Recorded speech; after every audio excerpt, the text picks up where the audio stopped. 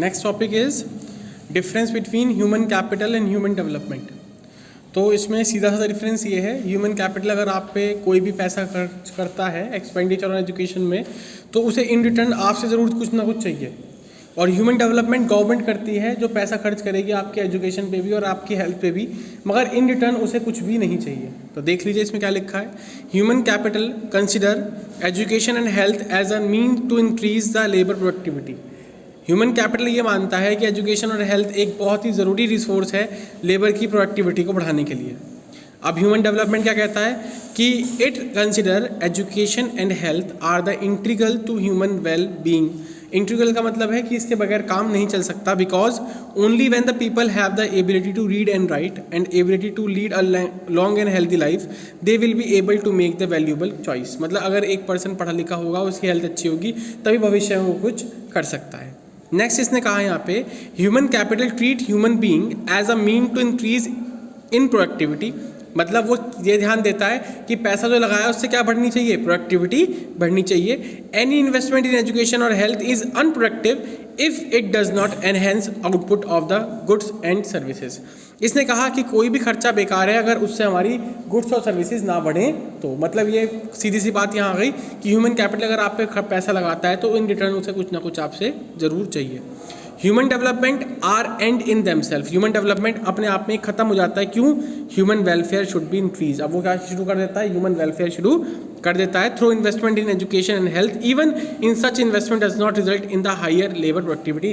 चाहे उससे प्रोडक्टिविटी बढ़े या ना बढ़े। तो दो शब्दों में क्या फ़र्क है इसमें, ह्यूमन कैपिटल आपसे मतलब के लिए काम करेगा, एक तरह से आपसे पैसा रिटर्न करने की बात करेगा। ह्यूमन डेवलपमेंट जो आपकी गवर्नमेंट है, जो खर्चा आप पे करती है, वो इन रिटर्न आपसे कुछ भी नहीं मांगती। तो आप एक चीज़ और भी कह सकते हैं, ह्यूमन कैपिटल आपका लिमिटेड कंसेप्ट है और ह्यूमन डेवलपमेंट आपका वाइड कंसेप्ट है। Difference between physical and human capital. Physical capital और ह्यूमन कैपिटल में क्या फ़र्क है, देख लीजिए। फिजिकल कैपिटल है आपकी मशीनरीज और ह्यूमन कैपिटल है आपके जो लोग हैं, तो वो आपके ह्यूमन कैपिटल में आते हैं। और या उनकी स्किल्स, सबसे पहली बात तो ह्यूमन कैपिटल उनकी स्किल्स और उसकी एबिलिटी के अंदर आता है कि एक पर्सन के अंदर क्या क्या एबिलिटीज़ और स्किल्स हैं, वो ह्यूमन कैपिटल के अंदर आता है। टेंजिबल और इंटेंजिबल पता ही होगा इसका meaning. Tangible that can be seen and touch, intangible that can't be seen और touch.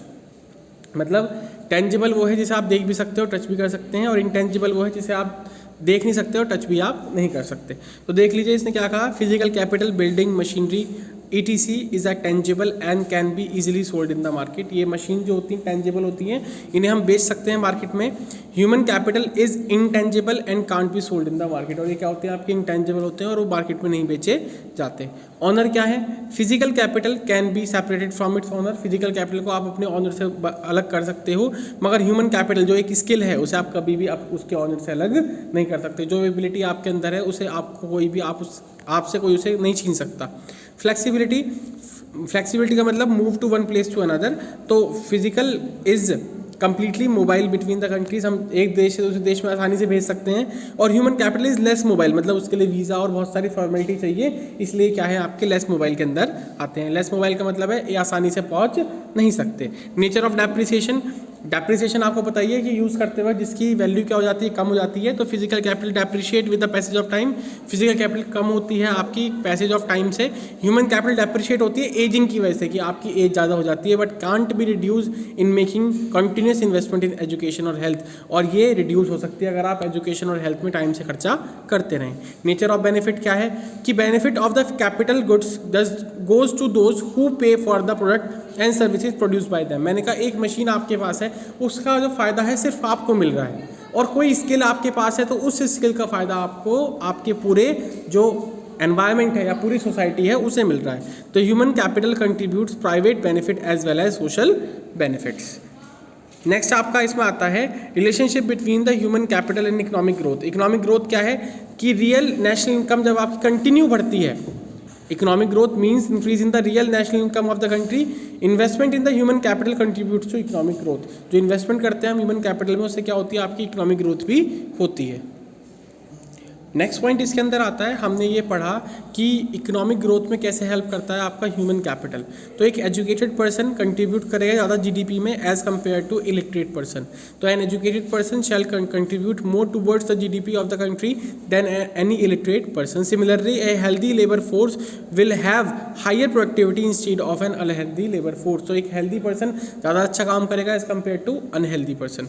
Considering about the development of the economy, government realise the fact that the investment in the education and healthcare facilities that shall be provided to the countrymen will lead to the increase in the efficiency and contribute to increase economic welfare।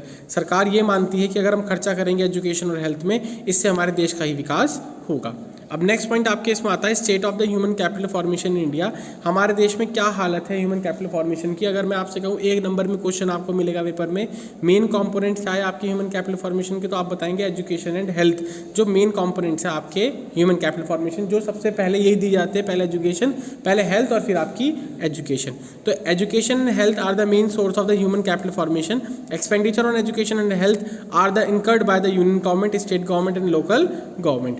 Education as an essential source of the human capital formation और human resource development देश के लिए बहुत ही ज़्यादा ज़रूरी है। और education कहाँ दी जाती है, ये एक प्रोसेस ऑफ टीचिंग है, ट्रेनिंग है, लर्निंग है, जो कहाँ होता है आपका स्कूल और कॉलेजेस में होता है, जो इंप्रूव करता है आपकी नॉलेज को और आपकी स्किल को। लास्ट टॉपिक है आपका इंपॉर्टेंस ऑफ एजुकेशन और ऑब्जेक्टिव ऑफ एजुकेशन। और education consider as an important input for development of nation. साक्षरता से, शिक्षा से आप कैसे अपने देश को बढ़ा सकते हैं। तो फर्स्ट पॉइंट है एजुकेशन की क्या क्या इंपॉर्टेंस है। Education provide responsible citizen. Education क्या प्रोवाइड कराता है आपका, रेस्पॉन्सिबल सिटीजन्स प्रोवाइड कराता है। एजुकेशन से आपकी अर्निंग कैपेसिटी बढ़ती है। एजुकेशन की हेल्प से ही आप जो चेंजेस टेक प्लेस होते हैं सोसाइटी में उन्हें देख पाते हैं। एजुकेशन का जो खर्चा है उसका रिटर्न आपको इन फ्यूचर में अच्छी सैलरी से पूरा हो जाता है। और investment in providing education is to the country man will accelerate the rate of economic development. इससे आपके देश का भी भला होता है और आपके देश की इकोनॉमिक ग्रोथ भी बढ़ती है। Educated person will act as a boon for the nation. एक वरदान का काम करता है पढ़ा लिखा person. Minister of human capital, human resource development जो कौन है आपके, अब एजुकेशन, मिनिस्ट्री ऑफ एजुकेशन हो गया। पहले SHRD था उसमें, तो अब मिनिस्टर ऑफ एजुकेशन हो गया 2020 में, जिसके जो मिनिस्टर हैं वे है रमेश पोखरियाल। एजुकेशन और हेल्थ मिनिस्टर है हमारे डॉक्टर हर्षवर्धन। ठीक है, फिर नेक्स्ट इसमें आता है need for the government intervention in education और हेल्थ। इसमें ऐसा क्यों आता है, क्योंकि जो आपकी प्राइवेट फैसिलिटीज़ हैं, हमारे देश में ज़्यादातर गरीब लोग हैं और वो प्राइवेट फैसिलिटीज़ को अडॉप्ट नहीं कर पाते। The sector need huge investment which a very high fixed expenditure. इन सेक्टर को बहुत पैसे की जरूरत है। क्यों? In developing country like India a large section of the population living below poverty line. ज़्यादातर लोग क्या हैं यहाँ पे, गरीब हैं। They can't afford to access the basic education और health care so free of cost for the deserving candidates and these those who are socially backward in the economy. तो इसलिए क्या कहा जाता है कि उसके लिए, देश के लिए वो लोग दिए जाते हैं, मतलब इस तरह खर्चा किया जाता है सरकार के द्वारा। नेक्स्ट मोस्ट इंपॉर्टेंट क्वेश्चन है आपका एनसीईआरटी का कि mention regulatory authorities government organisation that regulate the health and education sector. Health sector और एजुकेशन सेक्टर कौन चलाता है, तो हेल्थ में याद रखना ICMR, Indian council for medical research, और मिनिस्टर ऑफ एजुकेशन है स्टेट एंड यूनियन लेवल, या फिर देश जो स्टेट लेवल पे जो काम होते हैं। फिर है regulatory authorities in education. Education में एनसीईआरटी भी आता है आपका, तो मिनिस्ट्री ऑफ एजुकेशन आता है स्टेट और लोकल गवर्नमेंट में। स्टेट गवर्नमेंट में यूनिवर्सिटी ग्रांट कमीशन, जो यूनिवर्सिटीज़ को जो रूल्स और रेगुलेशंस होंगे वो यूनिवर्सिटी ग्रांट कमीशन में आएंगे। All Indian council of technological and education, ये AICTE जो है, ये आपके टेक्नोलॉजिकल एजुकेशन BTech में ये वाला काम आता है आपका। अगर आप जो पढ़ रहे हैं उसमें आपका NCERT और ये सारे अथॉरिटीज़ हैं जो एजुकेशन कंट्रोल करती हैं।